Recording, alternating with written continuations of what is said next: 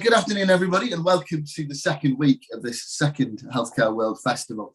For those of you who were with us last week, you'll have seen a fascinating debate among a group of fantastic global leaders on the future of global healthcare post-coronavirus, and also a really interesting conversation about whether we are now in a position to have all of the various technologies required to create a truly integrated digital healthcare system.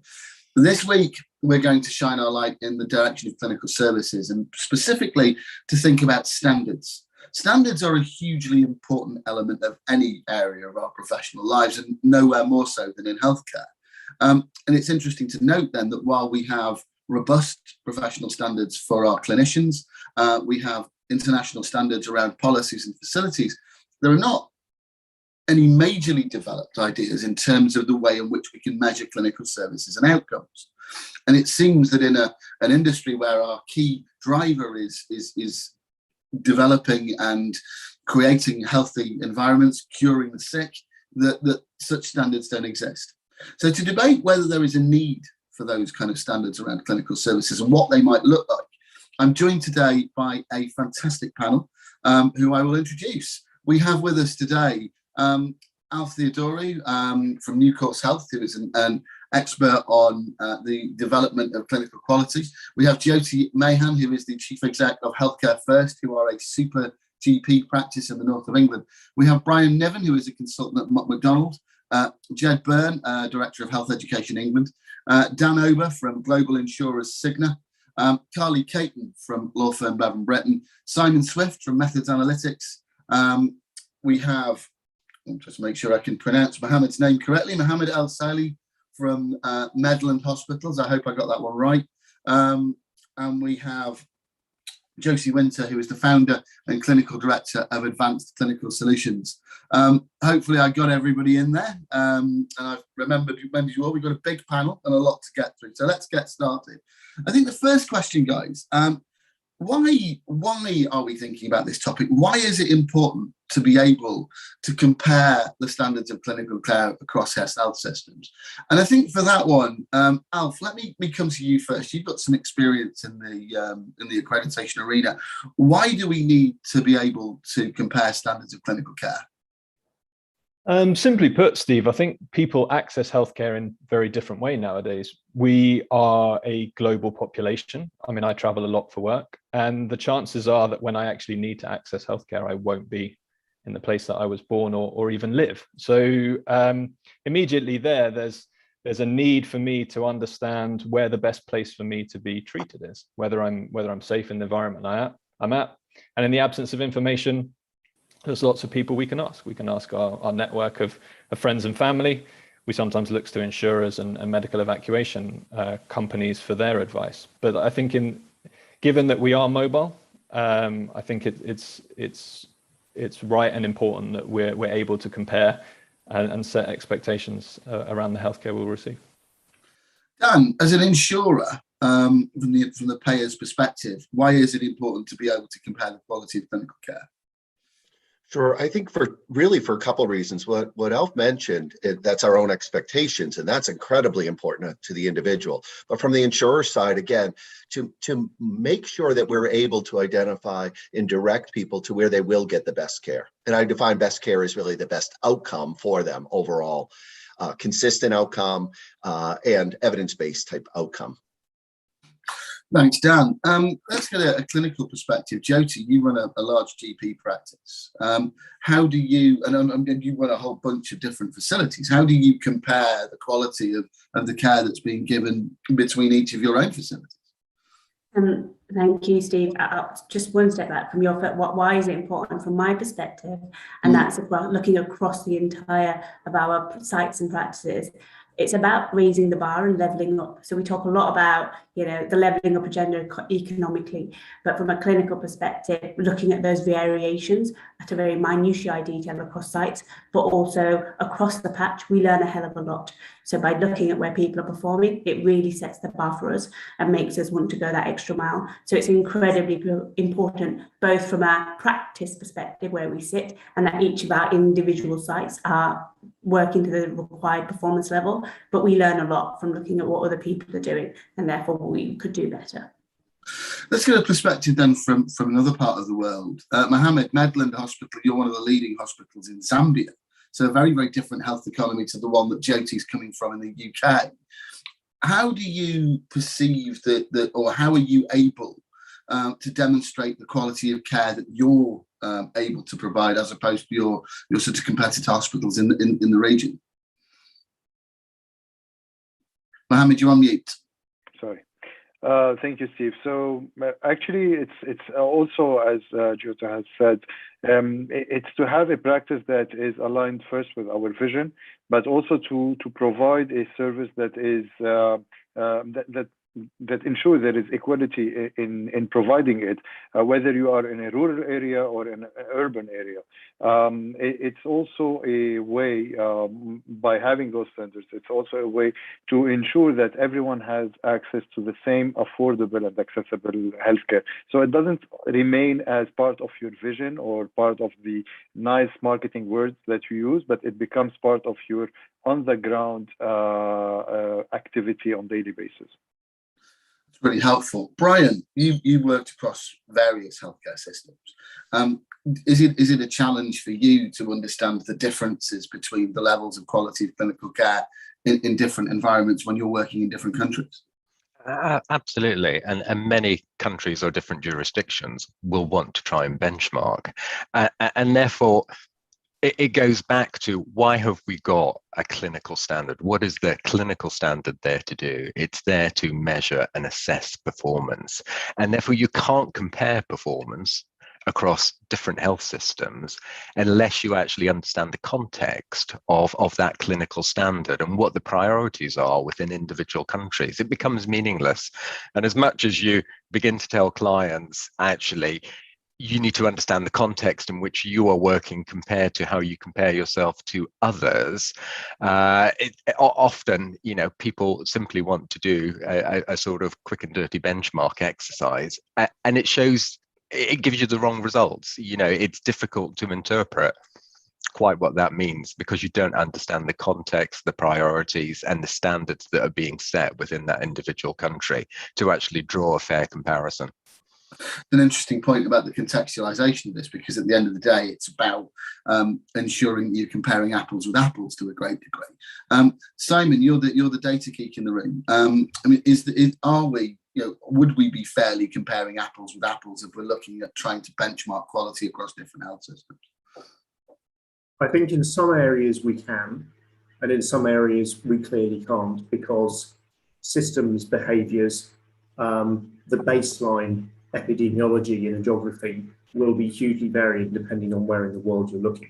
So I think in terms of measurement, healthcare by its nature generates a vast amount of data, but we need to be cautious in using that data for anything other than creating understanding initially. Some things are easier to say, this is a minimum. Some things, if you're trying to compare primary care or hospital outcomes in the UK with Zambia or Bangladesh or Dubai, you're going to see very, very different values for the same metric because of the way the system works, rather than anything materially different in the quality of care. So contextualization and insight into local reality is very, very important. Josie, you inspected and audited hospitals in the UK and all around the world. From your experience, how easy is it to actually compare and contrast the different clinic environments that you see on a daily basis? Yeah, it's actually really hard, because often when we go in and look at different healthcare systems and operations, we're sort of benchmarking to regulation and standards, and most of the time those regulations and standards are very geared up to sort of regional levels or local levels.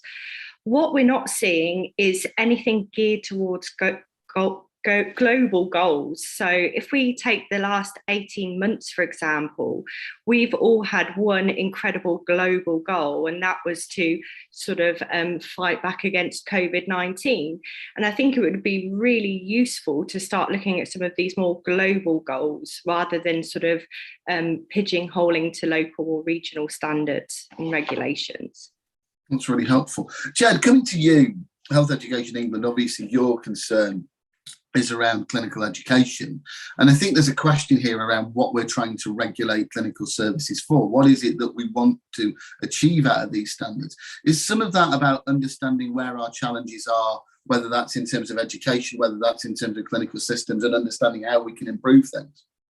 So despite the name, as I'm sure you're aware, Steve, HEE's statutory responsibility is to ensure the workforce has the right quantity and quality for delivering of the NHS. And I think there are three areas where we struggle with our global community. I think that the first is within the area of migration. Migration is something which is both historically prevalent in healthcare, but increasing all of the time. And the ability of individuals within the workforce to migrate from system to system depends on them being able to demonstrate outcomes that will allow them to work in a new system. And we really do struggle with this in terms of understanding the quality of the systems that individuals are coming from, and therefore how employable they are with or without remediation. So there's an issue there.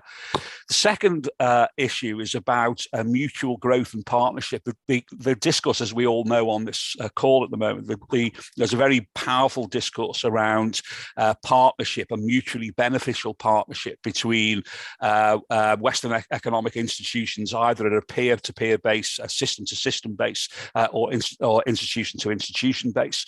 In order to measure growth and benefit of that partnership, the end point ultimately is patient outcome. And so unless you're talking the same language, it's actually really, really difficult to get surrogate markers of value for money, of mutual benefit, etc. And we found this particularly in the Better Health Programme of the Prosperity Fund, where we, as part of the NHS Joint Unit, have been advising and acting as a strategic partner to 8 emerging economies. And actually a lot of the inefficiency of that benchmarking has been around talking the same language. So that's the second issue. And then the final issue for me, and I think this will become increasingly important, is the issue of frugal innovation. And there is a really massive increase in literature around the potential for frugal innovation to make health affordable for a global community. In order to innovate in a health economy which has less data, and then bring that innovation into a more developed economy is extremely difficult, and is probably largely responsible for the reason that we don't see much frugal innovation coming into a system like the NHS, for example, because we have no real idea. People will make claims about innovation, but actually being able to benchmark them in patient outcomes that we understand is almost impossible. Thanks, Jed. No, that's really, really interesting. I think what's particularly interesting to me about what you just said there is that point around the portability of healthcare professionals. If you're moving between healthcare systems and those healthcare systems have the same standards and the same clinical benchmarking in place, it makes it a hell of a lot easier. There's no doubt about that. Carly, lastly to you on this first question. You're obviously coming from a legal point of view, you're coming to this as a commercial lawyer. What are the effects? What's the importance of having clinical standards from your perspective? Quite a big question there, Steve. I think that, the point, the sort of key point about having clinical standards is being sort of having something measurable to hold the health system that we're talking about to account, and ensuring patient safety and quality care for the patients. I think that's at the heart of the purpose of having a clinical standard. And just sort of broadening out a bit from that, thinking about a global standard, it is that we're all and I'm sure we'll get into this more later, so I won't go on in detail, but we're all starting from a different starting point, if you like, because there is such disparity around the world with, you know, the budget for the healthcare per person, etc., and the way the health systems are run. So for me, it's really interesting to see how can we sort of merge this into a standard that would suit everybody, because it would be a lot higher than some people are used to, and perhaps lower than other people are used to. So getting into tiers of standards and things like that is what I find interesting about this discussion. And it may be that that's the very reason why we don't have these kind of clinical standards in place as yet, because the question is, where do you pitch this? At what level do you make those standards work? But there must be a way around that in terms of levels of standards. Yeah, we might even be able to come up with something in the course of this conversation. Who knows? But I think it's important at this stage to consider what's there already. So, Alf, I'm going to come to you with this one, because I know you've been involved with all sorts of different versions of accreditation around healthcare. What does the international accreditation landscape look like at the moment? What's out there? What does it do, and what does it not do? Yeah, Steve. I mean, there's a number of accreditations around, and you see pockets of the world where international accreditation is really popular, and you also see pockets where it's either a relatively new thing, or where a local regulatory system like the UK means that there's less perhaps value or perceived value in international accreditation. I think to echo what Simon said earlier around data, I think that international accreditation is a good indicator for us in many ways. Certainly in a lot of work I do around trying to understand more general attitudes, or at a system level, what you might find around patient safety and governance. But we have to be very careful the more conclusions, or the kind of more specific conclusions we try to draw from that. So there's a number of big companies out there who dominate the international accreditation market, and I'm talking about it at a hospital level. I think that they've done a really good job in terms of. To be clear, Alf, when you talk about hospital level, are we talking about JCI? Are we talking about the American? Yeah, we're talking about people like Joint Commission International, or Accreditation Canada, or the Australian Council for Healthcare Services. You know, people whose brand is recognised as a bastion, if you like, of clinical governance or international standards around healthcare. I think some of the good things that they do, I've seen in developing markets, where hospitals have kind of a much clearer understanding in terms of what good governance looks like, and a structure with which they can work towards in their own time. I've seen examples where hospital it's an indication of a commitment from a hospital, if you like. So, people don't enter into a process that's going to take 18 months or 2 years and spend, tens of thousands, if not millions of dollars pursuing it if they're not committed to achieving the aim.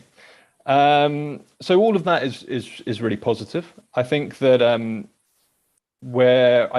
I think if I go back to what I answered in the original, to your first question, is I think at an individual level, if I'm moving around countries and I know less around the healthcare system, does it give me some reassurance in terms of standards of practice that I can compare and contrast? So if you use the Joint Commission as an example, is a Joint Commission international accredited hospital? If I come from the States and I'm very familiar with the brand of the Joint Commission, that may give me some specific reassurances around what kind of practice is acceptable within that hospital. I think, though, my challenge to it really is that is drawing too many conclusions. So yes, an internationally accredited hospital is a good indicator, but I see in 220 plus hospitals that I've worked with around the world, huge variations in how those standards are actually materially delivered in terms of the care that's provided on a daily basis. We see a huge variability in the kind of ethos and drivers. So why did you go after international accreditation in the first place?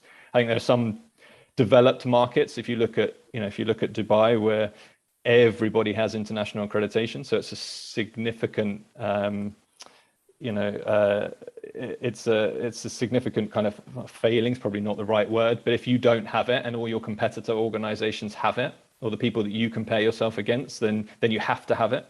And therefore, are your drivers around really delivering excellent patient care, or just getting a bit of the healthcare revenue pie? I don't know. I've also seen hospitals who've chosen specifically not to go after it because they feel that there's a better way to spend their money. Sorry, Steve. On this, just to kind of question around this and understand it a little bit better. JCI, it measures, as I understand it, your kind of policies and procedures, and it looks at your facilities. Is that right? I mean, is there anything else that it does, or is it just looking at those elements? Is there any element of understanding the quality of clinical care involved in that particular accreditation? Broadly speaking, you're right. I think that to one of the earlier panelists' point around focusing on priorities around international patient safety, and we've had pandemic is a good example where everybody's kind of focused for taking on the challenge. I think some organizations like JCI have done well around international patient safety goals. So there's things around the correct identification of patients, to getting people the right medicines, and hand hygiene, infection control procedures and things like that. So there are definitely things within international accreditation which I think are significant markers of good clinical practice, that if you do all of these things, if you have the right structures and governance in place, if you have the right checks and balances, if you recruit people in the right way and appraise them, et cetera, then the outcome of that should be better care. So I think it's not just a facility, but it is looking at the management of care within an organization. And to answer the question that you put to me, I think that gap is, you're absolutely right. It doesn't. If I want to know where the best place to have my ankle repaired after I mess it up continuously playing football, or when my dad had his cancer and I needed somewhere for him, we needed to find somewhere for him to be treated, international accreditation on its own is not going to tell me that. It's not going to tell me where the clinical strengths of a hospital lies. It's not going to tell me where their expertise lies, and it's not going to tell me, essentially, if the question is, as a result of the care I receive there, am I likely to be better? It's not going to answer that. So I think that there's a gap around specifics and there's a gap around data. It doesn't really, and I first started working in this world 10 or 11 years ago, and we were talking about the need to move to outcomes measurement, and we really haven't got there yet. So it doesn't tell me, in my opinion, how well clinical care is delivered. So in many ways, what's missing is actually the key question that we need to answer, which is, how well is this facility, how well is this hospital going to do in terms of making me better? Simon, you wanted to come in on this one, and then I'll come to Dan, if I may. So I think there are 2 points that I wanted to make, reflecting back on things that have been said. I think there's a further lens to look through international quality comparisons, and that's from the regulatory perspective, by which I mean the local regulator of a healthcare system. So CQC in the UK, DHA in Dubai, DRH in Abu Dhabi, etc. And from their point of view, they can create local regulatory requirements, set local standards, or they can piggyback on recognised international standards. And I know a lot of regulators lean on existing policy and governance standards from international organisations, and they use quality standards from respected organisations. Royal College of GPs in the UK, Australian Royal College of Surgeons are widely used internationally as in documents, in fact, rather than anything that's dreamt up locally, because there are good documentation available internationally and people use them. And I can't remember what the second point I was going to make. Thanks for that, Simon. Dan, coming to you again. I mean, as Signal will work across, I would imagine, a huge number of different jurisdictions with a huge number of regulators, but you're a single insurer, presumably, trying to provide a commensurate level of care to your customers. How do you go about understanding the quality of the facilities that you're sending your patients to? Yeah, one of the most complicated things we have is exactly that, because it is different. JCI, Joint Commission accreditation, is a starting point. I consider it typically an administrative, not a bad thing. It's a very good starting point, but again, a starting point. When then we look out at credentialing, we try to get things about the particular providers, the volume they're having, the local, the culture. Standard of care is a global standard. The problem is we haven't defined it well, and it may or may not be available everywhere based on location, resources, etc. However, it is the evidence-based standard, and that becomes a very tough conversation in markets who have different cultural beliefs, different financial needs, different drivers, availability, rural versus a metropolitan area, a westernized part of the world that might be in the middle of a location or a country that the rest of the country isn't quite so westernized. Right or wrong, the issue is there are, I think there's a belief that there are standards. It's the application of those standards and then bringing that to the level of, can we consistently agree? I think of providers or physicians out there, surgeons. I don't know of many that would say I practice less than what I believe is the standard of care, but I do know a lot. I know every one of them believes they practice to the standard of care. Repeatedly encounter some that are less informed, myself included as a physician, right? So when you were trained, how you were trained, the way things are done in your market. So one of the things that we struggle with is how best to credential, and under credentialing, one of them is what is their standard of care? Sometimes it's JCI, but again, I use that as a box. I check it. It's a good thing to have, but there's nothing negative about it, in my opinion. However, in and of itself, it doesn't solve the problem at all.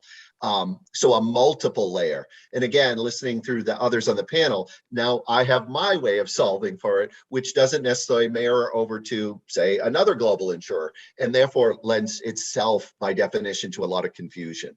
So there is a definitive need to at least get the basics of what could be. So JCI, yes, that's one of the basics. But again, there are many. Singapore, for example, has their health ministry and their determination. We all know areas like China are going to have their definition. UK, very well respected. US, where I sit, very well respected. But I can be perfectly honest that we have a huge amount of variation. Some major world-renowned hospitals can agree on standards of care, we'll say, for major things, transplant, cardiac disease, et cetera, et cetera. And then actually, when it comes to reporting and capturing data, I am very sensitive, and I'm sure Simon is too, that data is only as good as the data we get, right? So it's the interpretation of the data, the definition of the data, and are we really comparing apples to apples? Coming from a data background, it was very common for me to see. We compared people, as in the panelists here, and we all have different demographics. So is that a fair comparison when you're taking somebody elderly, somebody without comorbids? Think of the work with COVID. It is very different whether you're young, healthy, have comorbids, elderly, male, female, you name it, all of these variables. So again, very complicated. I think that we must put some efforts in, but it would be best if we, the communities, actually try to drive those standards to stay away from the biases that are inherent in a marketplace, even biases that I might have. Again, and get to true outcomes and outcomes that matter to the individual. Because I, as the individual, don't really care that you have the best outcome when it doesn't apply to me. We'll just say if I was a middle-aged white male smoker with certain background.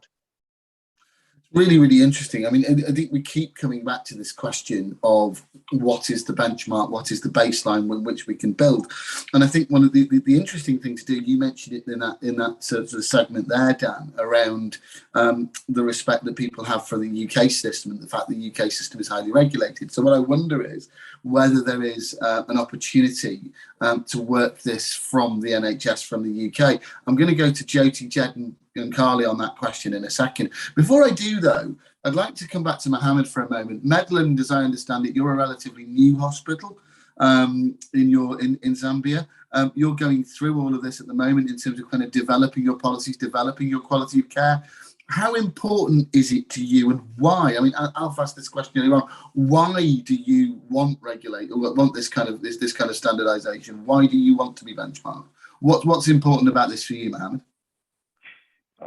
Thank you. As Dan has perfectly described it, it's a starting point. It's not the final goal for any institution. And since this is the standard way of doing things, and yes, I agree. Also with Alf, maybe in Dubai, every institution is today accredited with, let's say, for example, JCI. But also this takes me to the new programs that were implemented by the accreditors. This is why today we have COVID-19, for example, accreditation, or COVID-19 program accreditation, which is more specific and which tackles more the clinical aspect of our daily operations. And I think those programs are more interesting than the other programs where they will tell us the size of a room, or because we have seen in COVID-19, we literally broke all these regulations, all these rules, and we were just trying to put to make use of any space that we have. That does not mean that we skipped our protocols or we broke our policies. We still were regulating our use of data, our use of medicines, our standards, medical and clinical standards. So, but the other problem is that marketing-wise, unfortunately, if we are looking at medical travel, for example, especially if we take the example of Medland Hospital being in a center of a region where we are providing services that are not provided in our neighborhood countries, from a marketing perspective, having this accreditation helps a little bit with the operators, and yes, it does attract the international insurers. It is still one of the items on the checklist. I mean, but to tell you the truth, if we can spend money with, for example, JCI on different sub-programs or specialized programs, it would be, in my opinion, better than just having a general accreditation. So some of this then is about actually thinking about individual clinical specialties and how you demonstrate excellence in those individual areas, clearly. So that's another element to think about. Simon, you want to come in? So I think that's a very interesting point that was just made. We spent the last 10 years working with NHS Specialised Commissioning, helping them measure clinical quality of individual service lines and comparing units providing that service across England. Is cystic fibrosis care in Blackpool as good as, better or worse than Penzance or Liverpool? And working very closely with the national lead clinicians in crafting a set of standards and measurements of those standards that can be used generically across every unit providing that service.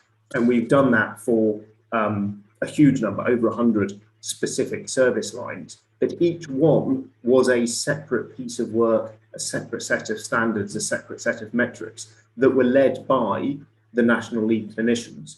So it's a hugely powerful approach, but don't underestimate the amount of work to put it in place. Yeah, coming to you then on that point. I mean, Simon's just sort of demonstrated the fact that we've done things like this in the UK before. From your perspective, the NHS, the UK system, do we have, first, I guess, do we have the consistency of quality amongst our different clinical practices in the UK? And secondly, could they be used as the benchmark, the starting point for measuring the quality of clinical services in other markets? Sorry, Steve, did you ask me then? I did. Oh, sorry, apologies. So, I mean, I'm listening, fascinated by the entire debate, really, because I think there's a real difference, isn't there, between an acceptable minimum standard and an overall goal of outcome. And certainly, just with my global hat on initially, and just thinking about specific examples. So we have recently signed or developed a consortium of NHS and higher education institutions who are working with the Kenyan government. And what we're attempting to do is look specifically at oncological pathways. And I think the there are two levels really of a program. One is a short and medium term thing, which is about establishing a minimum standard pathway for the management of diagnostics and treatment in cancer. And then there's a second underpinning standard, which is about a standard that we as partners are aiming for in order to give the best possible care to patients. And my worry about the use of NHS standards within a global context is that they have little relevance in certain aspects. Having said that, without any question, and our experience working with the FCDO on the Better Health Programme is that the demand for emerging economies is very much around benchmarking against an established universal health coverage system. And of course, the NHS fundamentally has got itself into a position of being the oldest and largest universal health coverage system, with arguably one of the best value for money set of outcomes by trial and error more than anything else. And it continues to do that and compare institutions to institutions, peer performance against peer performance, and then sort of reinvent its accreditation cycle on that basis. And I suspect that a lot of emerging economies are a million miles away from that process. So obviously, the NHS has developed a massive bureaucracy around the development on and resetting of standards, which have been highly effective in improving outcomes year on year, and arguably value for money as well. But I think where the value in comparison with the NHS for most emerging economies is the journey to get there against the sort of early standards. I mean, I'm not for a moment suggesting that we go back to Nye Bevan and say what was the original documentation around standards, but I think there's something about having a baseline and then a goal whenever you're setting a standard which is on a global footprint. And it's fascinating, this. And Carly, I want to come to you on this point, because you and I have been together on this journey, I feel, over the last sort of, feels like I think about 10 years now, of thinking about what NHS organisations could offer in international markets. Have we maybe cracked it here? Have we maybe got to the point of thinking, actually, there is something really, really interesting that NHS organisations can do because of the NHS's nature as being a free at the point of view, the delivery universal health system that is there.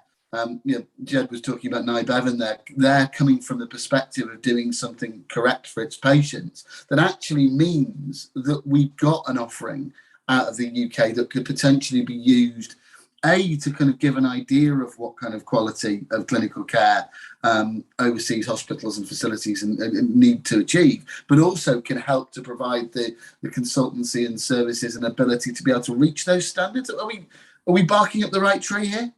I think there's already some of that going on, and certainly some of my clients are working with hospitals overseas on their standards and what they want them to be and what they want their outcomes to be. And the ones they're helping write probably aren't the same as the ones they use back at home, but they're looking at, what are you doing now? Where are you trying to get to? How can we get there? Let's write some standards, or let us help you through some consultancy services and some sort of learning and development of how we've got to where we are. And I think there's definitely loads to be offered from our NHS clients, and there are some of them already doing that really quite successfully as well, I think. And I suppose that what you're saying there about kind of adapting those standards based on the markets that you're in is about that point about contextualization, isn't it? It's about making sure that you're actually creating those as a kind of fit for purpose piece of work. Alf, you want to come in on this?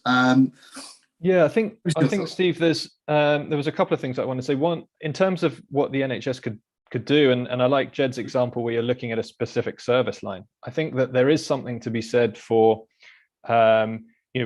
for those of us that have lived or received care in the UK, we know where clinical strength lies, and within the larger NHS, the entirety of the NHS, we know that there's pockets of world leading care. I was at the Marsden last week, or from a cancer perspective, or I was a Great Ormond Street baby. So that those kind of pockets of clinical excellence which we look up to here that really have something to to offer to hospitals in any market potentially, but for those who are looking to achieve excellence in a particular service line. And I think that there is just something that I wanted to say around, this apples and apples, because if we all individually thought of two hospitals, just any two hospitals, they're not the same. There's so many things that vary in them. So the fact that you've got a badge like a JCI or even a CQC outstanding here, or you're licensed by DHA, it's fine. I've got it. Steve, you're organized. St. Steve's Hospital and St. Alf's Hospital, we might both have them, but it really doesn't tell me about what I'm good at and what I'm delivering. So if the original question around, or the point that's been made lots today in terms of comparing apples and apples, accreditation is a good badge, but it doesn't tell us what we really need to know if we're accessing care.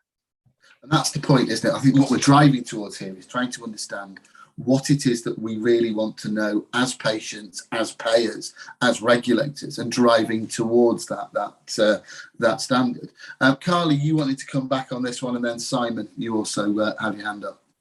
Yeah, just one other thing to bear in mind when we're sort of seeking to have NHS entities helping with these standards globally is their sort of brand protection and reputation management issues, which is something that's really key for boards of NHS organisations. And obviously, if they're sort of partnering with an overseas hospital, helping to write their standards and being associated with them, they just will have in the back of their mind that that hospital does need to be a certain standard, or it could adversely affect their sort of position in the UK. So that's something that's always in the back of their mind. And I think that's why it's important to kind of gather these kind of standards together under a single banner. I don't think you can do it as you've talked about before. There are NHS organisations that are trying to do this on a piecemeal basis. But at the end of the day, if you look at the success of JCI, it's because it comes together under an individual organisational standard that then becomes well known around the world. Simon, you wanted to come in next, and then Jyoti's got a hand up. Yeah, something Alf said earlier, which a couple of others have taken tangents off. He's got a dodgy ankle from playing too much football and being old, like me. And the question he wants answered, and the question that, I've not been an active clinician for over 15 years now, but I still get phone calls from people saying, who should I go and see? And it's always the who, it's the person. It's not the organisation, it's not the system, it's who. Because I'm expected to know stuff.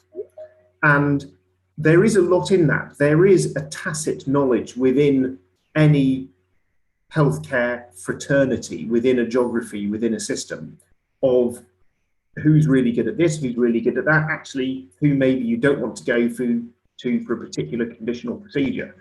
That knowledge is held within the informal conversation in the profession. And the question I think we're trying to answer is, how do we industrialize that tacit knowledge so that it's available to everybody, individuals as patients and system managers and organizations? And that's one I've been fighting with for a good 10 years of how do we industrialize this tacit knowledge? It's a really, really interesting point. I think the who point is a very, very good one. But ultimately, the question we are trying to answer, I think you've simplified it beautifully, is that whether you are a regulator or a patient or a payer, an insurer like Dan, the question that's being answered is, who's good? Where can I go that is going to solve my problem? Jyoti, you wanted to come in on this one, and then Dan's got his hand up. I like the fact that there's hands up going all over my screen. It's great to see. Over to you. Thanks, Steve. It's actually Simon who stole a little bit of it, but never mind. So I think the question posed around what can the NHS bring, I think it's broader. It is, we know across health systems there is commonality in our goal. Right, so we are treating patients and we want to get a quality of outcome. So there is certain things, whether it's the NHS or anywhere else, that we're all striving for, albeit, focused around your individual cultural nuances, what your policy is, things around patient care access. They're very common, right? And how you drive that is obviously nuanced to your organisation. So what the NHS or anybody brings to the table when you try to bring this is, what is the commonality and what is the best practice that we've learned? And we can do that because we just by default, the NHS is old. So it has that organisational knowledge that it can bring to the table. But groups of people can come together and go, you know what we've learned, this is what we've learned. And actually, therefore, it's a good bar to aim against and set ourselves, our stall against, because why recreate the wheel? And I think that's, and I'll come from a very personal perspective, coming into my organisation quite fresh, there was a lot of pushback. We went through a journey of, well, what's our baseline? What are we measuring ourselves against? There's a lot of pushback. Oh, well, it's so nuanced and it's really challenging. And then what we've learned by doing it over the last 9-10 months is that, yes, it's challenged, but we start to see trends that are nuanced to our organisation. So bringing that together, and we've now gone, from our perspective, there is a standard that we want to get to because our trend has told us that. But until we went on that journey, it was really challenging for everybody to consider it from that perspective. What I love about this point about using the NHS as a starting point is the fact that you've got that, as you say, years and years and years of experience. I think Jed described it as trial and error at one point earlier on in the conversation. And there is this point, and I mentioned the kind of journey that Carly and I have been on over the years around NHS organisations trying to find their space and trying to find their opportunity in international markets. Jyoti, I think you summed it up really, really well. It's almost, we're selling the scars on our backs. We're selling our experience, which I think is really, really interesting. Dan, you wanted to come in. Yeah, just a brief comment. It's amazing how many people do ask, as Simon said, ask me who is the best. It's a tough question because who is the best for me? There's so much subjectivity in that. As a physician, I don't care about their bedside manner and their ability to explain things in common language. That might be very important. Language, culture, things like that. I want the best technician. But as I travel, what I've learned is that my network is actually quite small. It's a global network, it's huge. But when it comes to, who's the best? And again, if you think of each of the constituents, that's what they're asking, but they define best differently. They might define it the best, most even cost effective. They might define it the best outcome. And again, the first question I'll always ask is, how do you define best? And it is amazing how people, when you push them for that, they can't quite grasp what they even mean by best. So my point being is perhaps we start to think about what are those definitions at the constituent level and maybe find some common denominator. Because as I heard even Simon speak about it, I see some commonalities there. That my gut reaction is here's the best, go there. But my intellectual reaction with thinking about it is let's do a little bit more deep dive on what you mean by best. And I think then we might come up with something. For example, one thing that I find a lot is people don't want to leave their local area. So by definition, states outside the states, you aren't going to get the textbook best care for intense surgery of some sort in a rural area. However, that might still be the best for you. So again, I throw it out there. It's more provocative, and I think it's the reality that we all live in. It's a really interesting one because it is subjectivity, isn't it? It is around what you consider to be the best for you. But I think the point you really made well there, Dan, is the fact that actually, if you really want to understand who is the best, even contextually for you as an individual, the network of one clinician or the network of one organisation isn't wide enough. We need to be considering all of the possible solutions before we decide what we define best as. Brian, you wanted to come in. Yeah, I suppose a lot of the focus around the discussion has been thinking about, that well-established system of the National Health Service in the UK. And yes, there's a lot that you can take from that. But I just wondered the speed and pace at which care is changing, and particularly around digital and technology, that actually those clinical standards, how much do they still become valid, or do they become very different in the future? And actually, are there other systems elsewhere, particularly around those emerging economies, which can almost overtake and leapfrog where we are in terms of digital and technology, that we learn from, and they set the standard for us? Yeah, that's a really interesting point in itself. And I think we had Abby, one of your colleagues, actually on our digital health panel the other day when we were thinking about this, because there is that question of, if you're going to create a clinical standard, that's all well and good, but how is that clinical standard going to survive the move from the point of delivery of healthcare being a hospital or a facility to it being digitally delivered in your front room? I think that's opening a whole other can of worms. It's a really interesting point there. Josie, you wanted to contribute. Yeah, I completely agree with Brian. You know, healthcare is a it's a fast-paced sector, and if we look at sort of global clinical standards on various different areas of care, we've got something like 2 million clinical papers being published every year. We base our standards on the current evidence base, and by the time that's been through ratification, it sometimes becomes out of date. We almost need sort of this living, breathing guidance that's updated continuously as new evidence emerges. So yeah, completely agree with Brian. And to the point about the NHS, I'm a massive fan of the NHS, worked for it for 10 years, but you know, one of its biggest strengths is also one of its biggest downfalls. It is a huge organisation. There are so many sort of working groups and parties, and trying to get clarity and sort of collaboration can be very, very difficult. So I agree, we're fast paced, we're fast moving, and we've got to keep the standards aligned with that. So there's two things really that I take from what you said there, Josie, and what Brian said as well, which is that, you know, if we as a group were sitting down together and saying, how do we create a global clinical standard in whatever specialty it may be, how would we go about doing that? Well, number one, you know, we need to be thinking about this from the point of view that this is something which is constantly being revised, constantly taking in the latest knowledge, the latest development in terms of the way that we design care. Secondly, that it needs to be contextualized, so it needs to take into account the individual local marketplaces that it's within, etc., etc. So there's a whole kind of bunch of stuff about how you would do it. I want to get on to, I think the NHS example is a good one. And the NHS may well provide some of the areas of kind of benchmarking starting points that we need to come from. But there is also the element of the fact that we need to kind of pick and choose the best of that NHS system, the best of that free at the point of care delivery health system. So how you design this and how you create some kind of clinical standard is really, really interesting.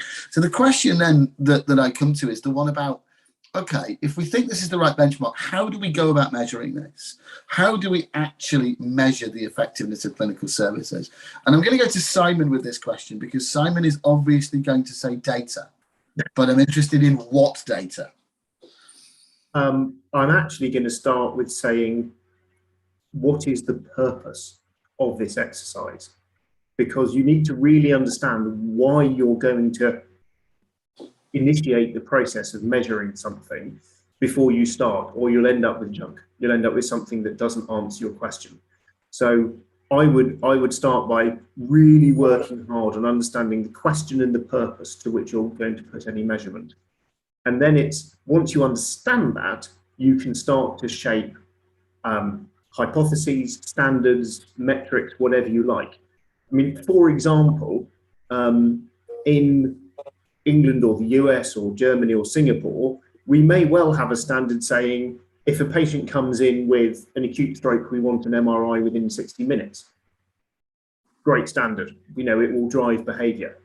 Zambia has one MRI machine. So that's a bit stupid as a standard. So you need to think really carefully about how you're constructing things. And then I think there are a range of different kinds of measurement. There are some which are binary. Do you have this? Yes, no. Do you do that? Yes, no. Checklist type things. And then there are some which are about inputs.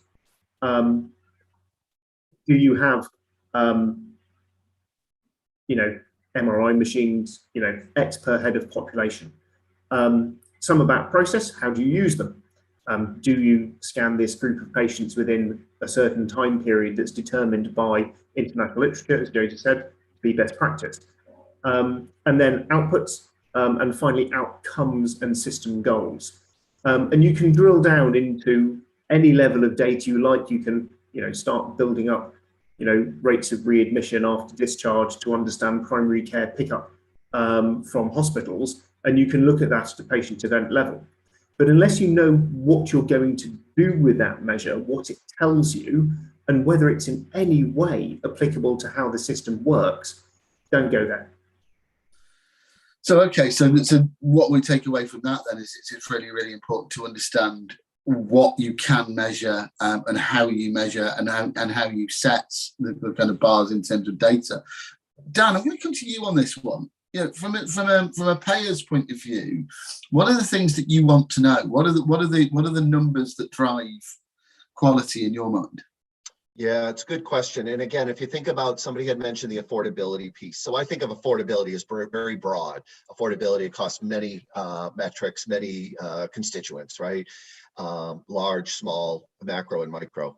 Some of the things that we look at and we would be very interested in, obviously, readmission rates. But again, you have to be very careful that readmission rates reflect the apples to apples comparison, right? If you're thinking about elderly people, or you're thinking about comorbids, or you're thinking about unique situations, it becomes complicated. But preventable readmissions, for example, if we can define that, then Simon, I can see you laughing. If we can define that, it's a big if, that would give us a reasonably good outcome. The other thing would be, if you think of it from a financial perspective, the episode of care, what is an episode of care? How do we define that? It's great to get an MRI within the first 20 minutes, but do you have the rest of the support in the supply chain to treat that person? It's not unusual that I will find communities where things are very different, Monday through Friday, Thursday through Sunday, holidays, especially long holidays in some parts of the world, where services fall off. We saw a lot of that with COVID. And while I would say people really rallied for COVID, what it did show us is that our systems are not built for the unexpected. And the stroke patients, the unexpected, they show up.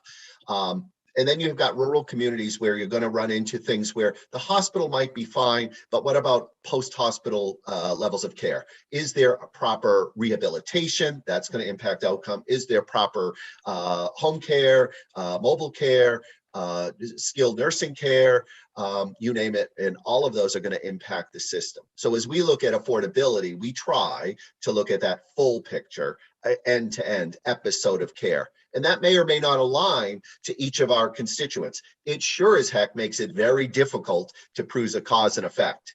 And what I find is all too often, as Simon said, I think and Alf said, the data comes across, but it might be, at least I would question it in all sincerity, sometimes it's an easier data point to capture. So it gives me something, but it may not be the right data point to capture. And it may actually be very misleading.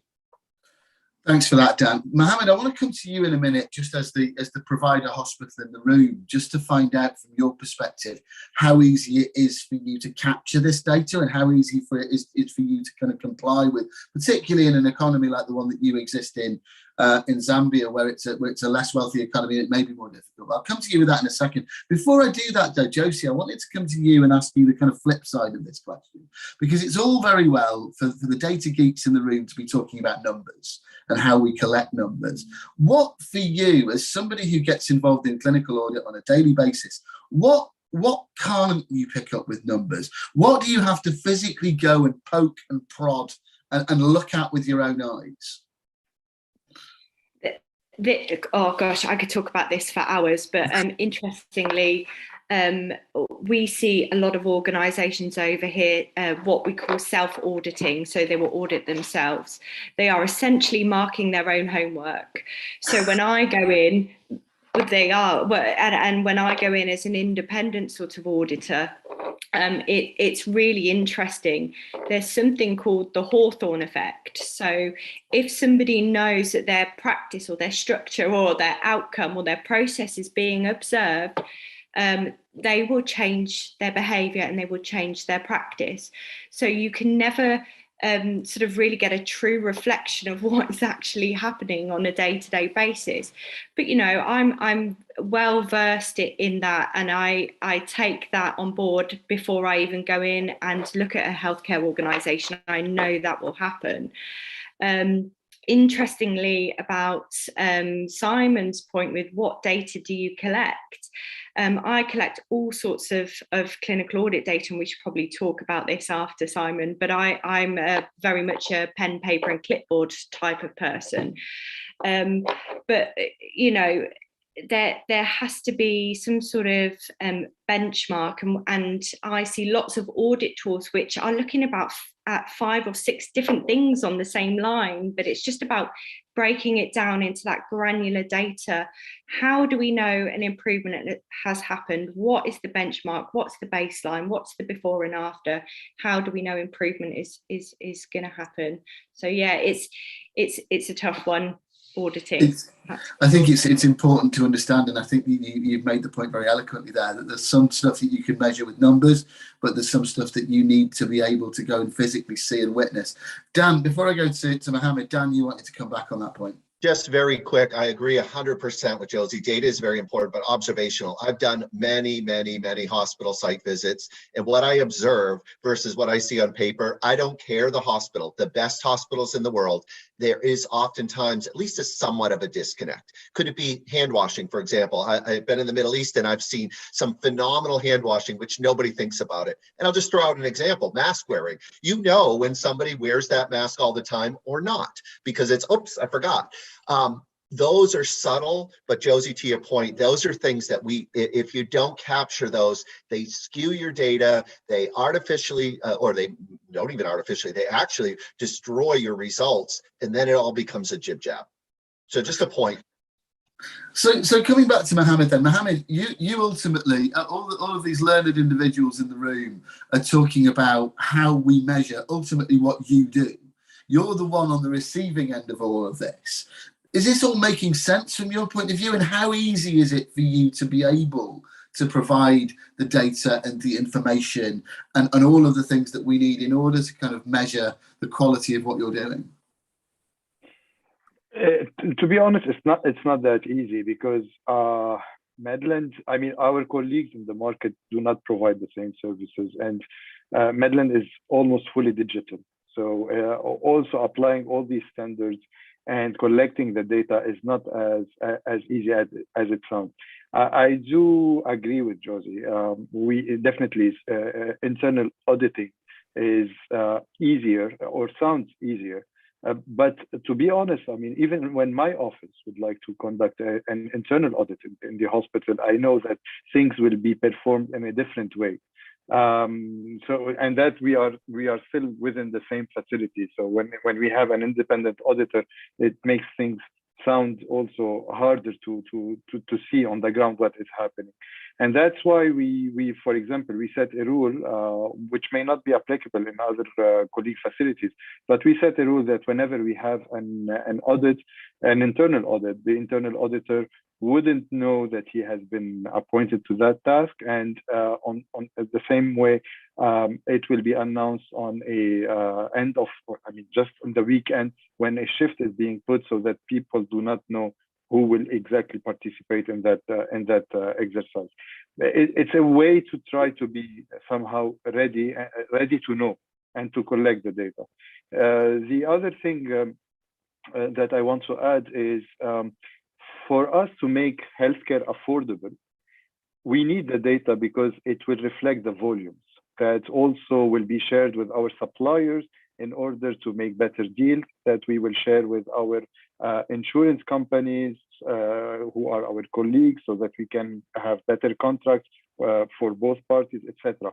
So data is crucial in a developing country and in an area where you are technically competing with no one, because it's a virgin market where you are setting up services that are new, and you still have to convince everyone that yes, we can do a cardiac surgery in the middle of nowhere, and it can be a successful cardiac surgery. So you have to convince everyone that you can do it, and you need that data.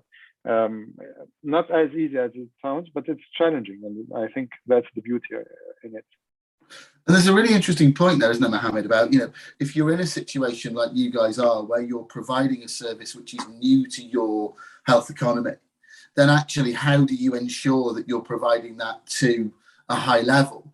And I guess from your point of view, is that, you know, having some kind of standard coming from a really established health system like the NHS, is that a really helpful way of helping you to establish a new service? It is.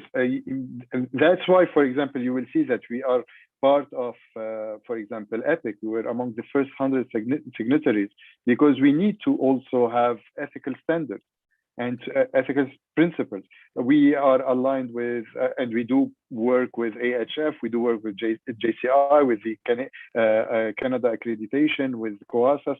So we are trying as much as we can, but also don't forget that we have to align this with the national regulations. And that is not also an easy task, because you have to update. I mean, you have countries in Africa that do not recognize digital or electronic records. There are countries where you still have to keep the physical records of patients, and that I mean it's very difficult to do in our days. You have also our policy, our green policy, for example, limits our printing product. But still, you have people coming to you telling you that I need to print a 500 pages medical dossier, or I want to print all my X-rays, etc. So you have standards. International standards are great, but also we have cultural and national boundaries that we have to respect, and we have to balance both. And it's really interesting as well when you think about what you're trying to do in terms of establishing a new hospital in an environment like the one that you're in, where there are so many of these things that you need to think about, and you need to think about how you can establish the quality and the services. Dan, you wanted to come in, and then Brian's got his hand up.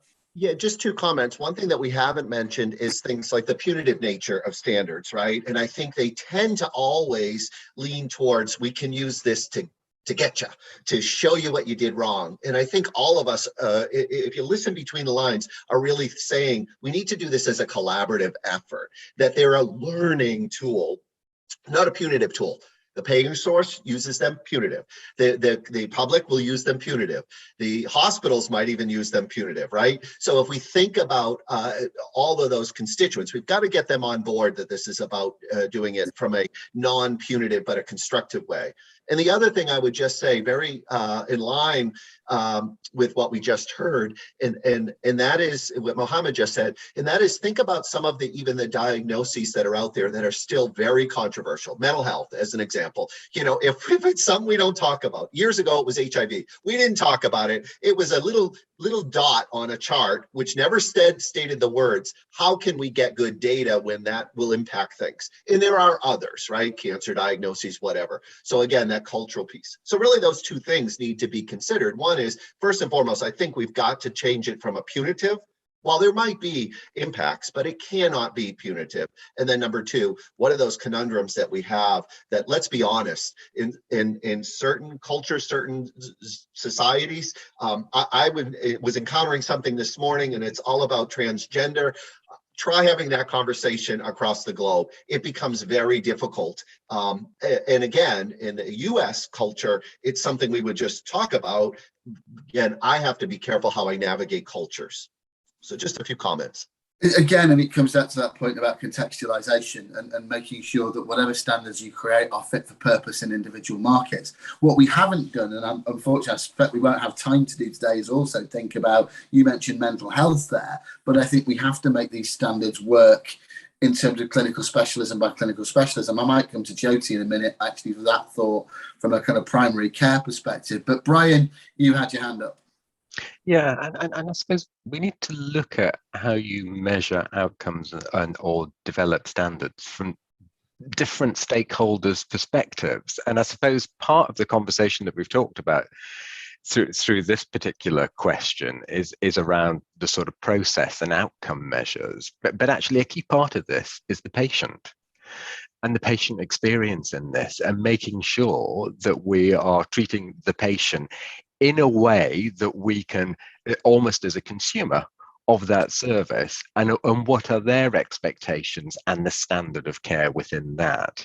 I think a lot of it is focused, quite rightly, the data begins to lend itself a lot to thinking about what it means as at an organizational or government level, but actually we can't ignore, and we have to include, what it actually means for patients as stakeholders and how we think about capturing and measuring them within this process. Really, really interesting point, Brian. Carly, you want to come in and then to Jyoti? Yeah, just a quick point. I think that's what is carrying on from what Brian said, but we're talking about sort of measuring clinical standards, but I think it's the measures are beyond the sort of technical quality of those clinical standards, and we've got to move into other things like responsiveness and the patient, feedback on how it is, and there's even something around perception of quality as well as actual quality, and sort of how do those two things differ. So it's just that the standards aren't just the technical quality standards, it's much broader than that. No, absolutely. In fact, it's something that I was going to come to, and I will in a moment come to Jed on, around how much of this is about people, how much of this is about the standards of the workforce and the standard of the people that are delivering those services. I'll come to Jed with that in a moment, but Jyoti, you wanted to come in first. Yeah, I think it comes back to that original point about the so what, because all this has got to be about, once you have a standard in place, then what? So you just stop and you give somebody an accreditation and we're done. How do we get providers up to the next to a bar? How do we get our patient satisfaction up? Because actually the standard is just it could be anything, it could be a sticker, and then what? So the reason behind it and how it supports providers, consumers along the journey to get to a better level. So how do you then take whatever the outcome of a standard is to then take it on an improvement journey to get to the bar that we all think is important, because that's why you want a standard. You don't just want a quality mark, because actually you could be a provider that's really poor, and then you stay there. So then the question around frequency becomes very important. So are you stuck there for 10 years, or do you go on a journey? What does that look like? So I think we need to look at the end-to-end journey of a standard and what we're trying to get to as an outcome, as opposed to people just trying to attain a quality bar and then we stop. And I think that comes back actually to Dan's point about making sure that the standards that we apply are not punitive. Having an understanding of what we're trying to achieve by having a standard in place is really, really important. Simon, you had your hand up, and then I want to come to Jed on that question about people. So Simon, over to you. Just following on something that was just mentioned around patient experience. I think one thing that we need to be quite mindful of is where patient experience and evidence-based clinical best practice might well conflict. So I've worked in a system looking at quality of maternity care, and from the behaviour of pregnant women, it was very clear that what they wanted was the ability to get an ultrasound scan whenever they wanted it. And often, because of the way this system behaved, they could effectively access whatever they liked. They were having 8, 10, 12 ultrasounds through the course of a pregnancy. Clinical best practices, probably you need 2 or 3. But if that is enforced as a standard, then the patient experience compared to what they have now will be significantly worse. And that's a very difficult circle to square, and one that the insurers who are paying for all of these additional scans, it's a difficult circle to square. No, there is definitely a difference between, on the one hand, you do want people to have a good patient experience, a good customer experience, if you will. But at the flip side, this is not buying a new car. This is the provision of healthcare, and therefore the customer, there's the patient, may well sit there and go, well, I want lots and lots of treatments for lots and lots of things, and that's actually counterintuitively not good for them in any way, shape, or form. It's a really, really good point to make. Alf, you've got your hand up. I'll come to you in a second. I want to go to Jed though, because this is the thing that's kind of burning in my mind here is how much of the application of clinical standards is actually about improvement of workforce and actually getting the people to be able to do things in the right ways. Yeah. So 2 thoughts, and then, well, I'm going to give 2 thoughts, and I'll avoid the irony. But so the first thought is the thing that keeps going through my mind with this debate is standards of behaviour, and one of the ultimately the answer to poor data and some of the stuff that we've seen in clinical audit. And I'm a practicing clinician, by the way, so I spend a day a week being subjected to some of the nuances of relationships and how they impact on the experience both of health professionals and of patients.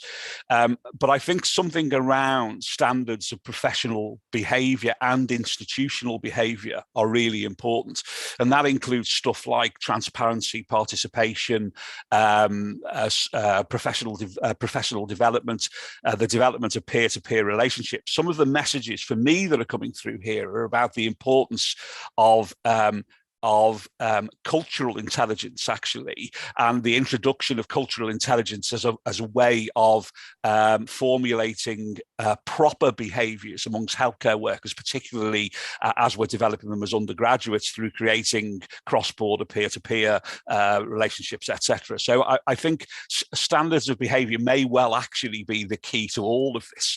And so if you've got an institution or an individual that commits to transparency, openness, the development of peer-to-peer relationships, then actually a lot of these the problems that we've talked about in instituting quantitative clinical outcome data may become less of a problem. The second issue, just to reinforce that, is experience again of the way in which we set up the Better Health Programme. So what we said fundamentally is we want to do a situation analysis with 8 countries' ministries and send NHS frontline leaders, followed by NHS technical specialists, to develop relationships with their counterparts in these emerging economies, with the aim being at the end of the 6-month period, you create a skills gap, but then be able to, on the basis of that, create an intelligent and prioritised procurement framework. And I think there is something about the standards thing being led by the individual which works well, rather than the quantitative standard trying to pull the individual, if that makes sense. But I need to reflect a little bit more on that, Steve, I think. It's a really interesting point. I mean, I think it comes back to, I can't remember who said it, but we were talking about the idea that a standard needs to be collaborative. I think it was Dan, actually. And actually, the collaborative element is you need to have the patient invested in the idea of having a quality standard. You need to have the clinicians invested. You need to have the institution. People all need to agree that the actual creation of a standard is a good thing, which I think makes a lot of sense. We're getting a little bit short of time. Alf, you wanted to come in, and then Mohammed, and then I want to get to a kind of final question for all of you. So Alf, and then Mohammed, please. Thanks, Steve. I mean, I suppose I'm echoing what others have said, but I think that there were 2 things that I've reflected on in the conversation around this particular element. One is measuring the right thing. I've been on the provider side, being benchmarked against other hospitals, frustrated that there was no kind of intelligence in the audit that was looking at the local context, and therefore where I could show massive improvement when benchmarked against 4 other trusts in very different circumstances, I was coming bottom of the pile. I think you alluded to that in what you just said, Steve, around the patient, the provider, the assessor, assessment organization. There needs to be some consensus. We do need to measure the right things, and as Simon said, the right amount of data as well. It's a cultural element, lots of people have alluded to. So real care on a global perspective, not just about the things that we can talk about and how we talk about them, to Dan's point of view, but also how care is delivered and those expectations that we have that other cultures don't have. Maternity is rife with them. Lots of horoscope babies type scenarios when I've waded into conversations around C-section rates of 90%, and you feel quite foolish afterwards, because that there's a huge element of people's local culture and beliefs in that. Involvement in care, another one. The Greek Islander in me doesn't go to a doctor because I know the answer. I go to the doctor because they're really experienced. So if you ask me to be involved in my care, or I'm ceding to the better knowledge. Whereas here we're expected to, I suppose in the UK market or other developed markets, there's almost an expectation now that we come with some knowledge, and there's a 2-way discussion. So I think we just have to be careful with culture and measuring the right thing. Thanks, Alf. Mohammed, over to you. I just wanted to add, because we spoke about the behavior standards, whether institutional or from a practice perspective, etc. But as much as it is nice to have those standards applicable on a patient-centered basis, I think it's also worth, when revising or readdressing the operations in facilities, it's worth including the manpower, the workforce, the mental health, especially after the COVID-19 pandemic and the burnout. We've seen that there is a lot of outcomes and impacts on the staff themselves. So probably, for example, today it is more beneficial to include or to enlarge the job description of a nurse aide, to integrate more and more other subspecialties from a technical perspective, like the biomeds, the respiratory technicians, etc. These were not part of the standards. We have a lot of standards, for example, where the ventilator is only to be set by the anesthesiologist or reanimator, or we also have to move forward to include those, I mean, all the staff members, and also taking into consideration their mental health, and that probably goes in line with the fact that, yes, we do talk about healthcare, but with COVID-19, we've seen that the shift is towards preventive medicine. So technically, we're going from sick care to healthcare. Probably today is the time to set the standards for healthcare, and I think we're done with putting the standards for sick care. It's just an opinion, but anyway. I think it's a really, really good point, and actually, a lot of what you said there speaks to a point that we've raised a couple of times here, which is that whatever we create needs to be under constant review. It needs to be something which develops, which evolves over time. The idea that you mentioned there of only certain people can use ventilators may not be practical anymore in a post-COVID world. We've got 9 minutes left, so I want to get round everybody really quickly with one final question. And I'm going to ask you, please, to try and do no more than a sentence, if that's possible. I know that might be a challenge. I want to come back in this closing question to Dan's point about ensuring that standards are not punitive.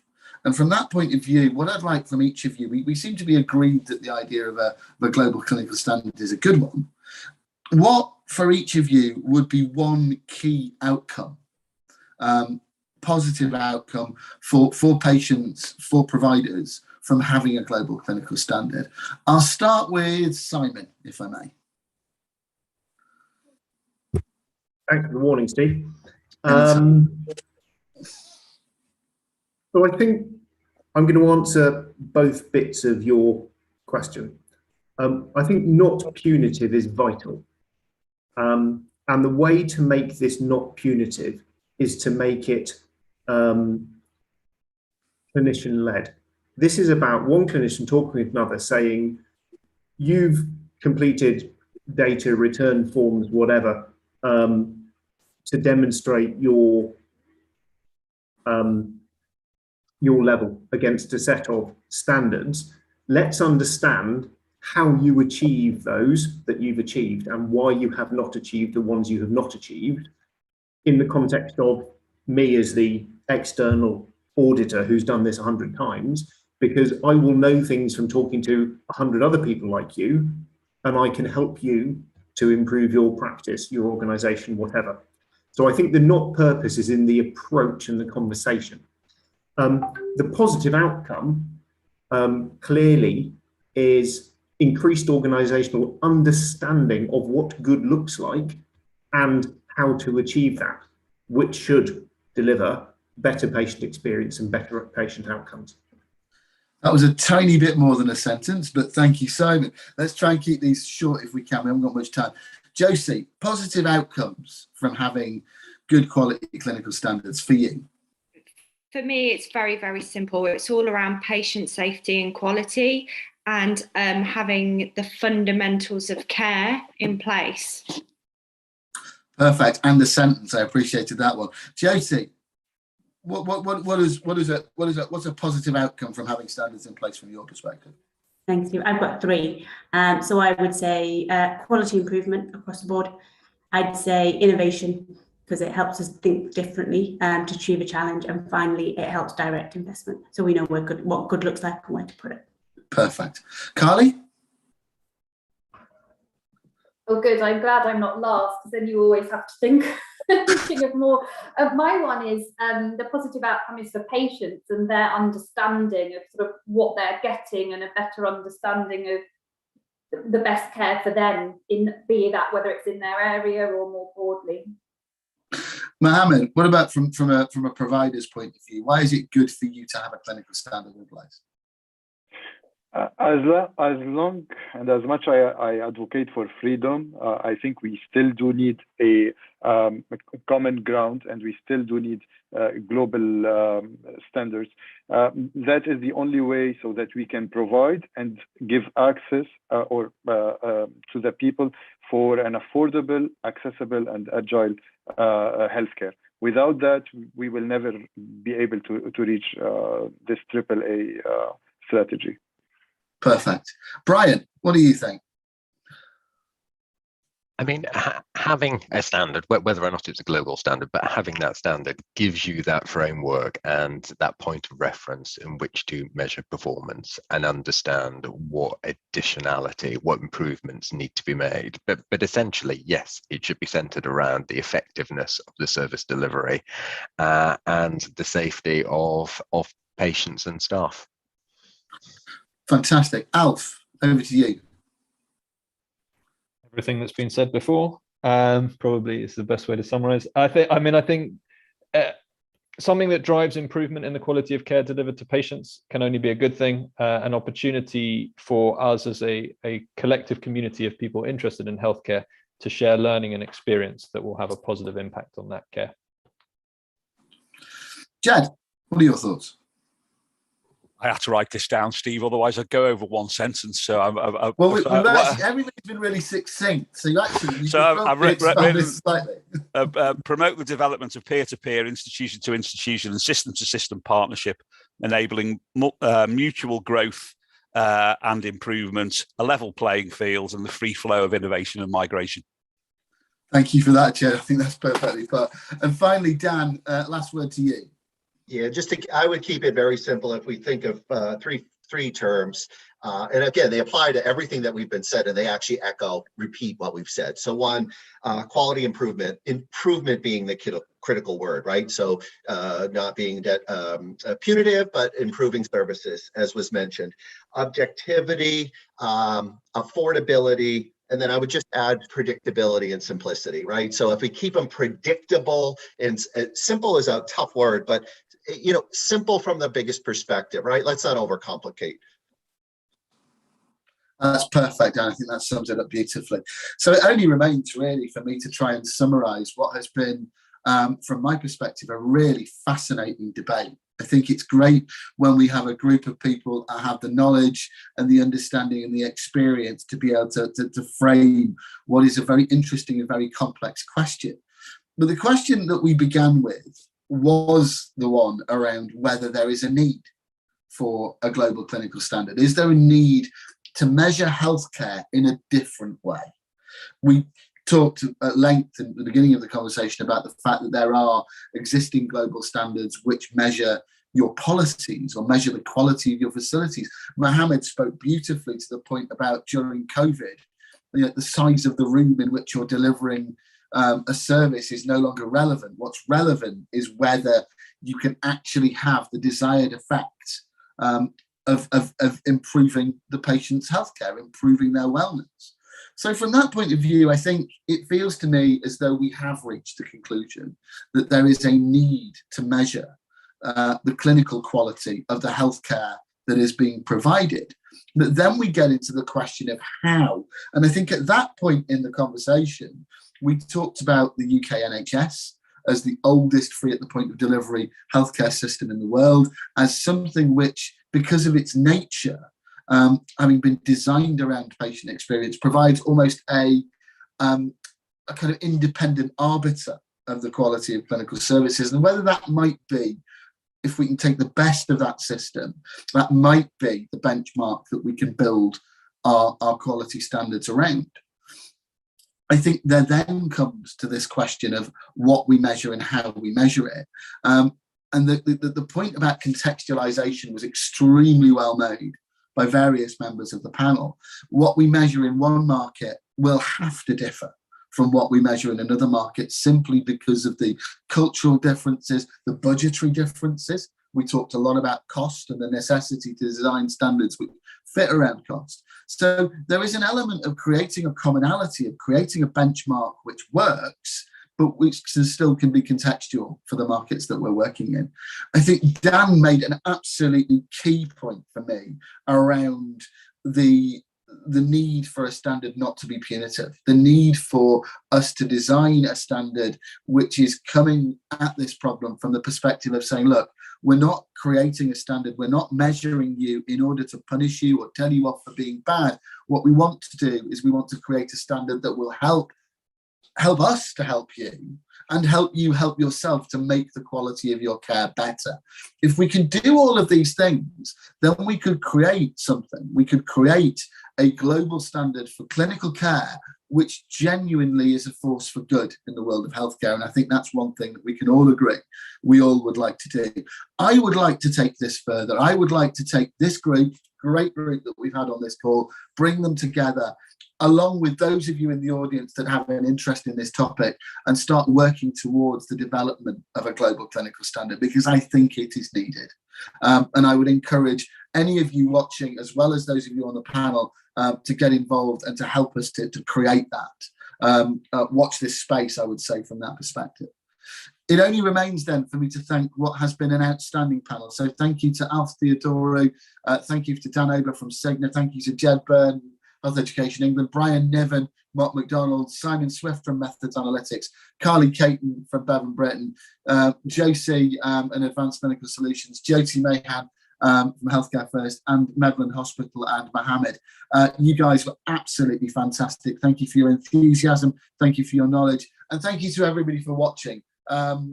Next up, we've got a session on healthcare in the Middle East coming up next week, and we'll have Jed back alongside Jim Campbell from the World Health Organization to talk about the challenges of the global healthcare workforce. Hope you'll join us for that. But for now, thank you very much for watching, and we'll see you very soon. Thank you. Goodbye.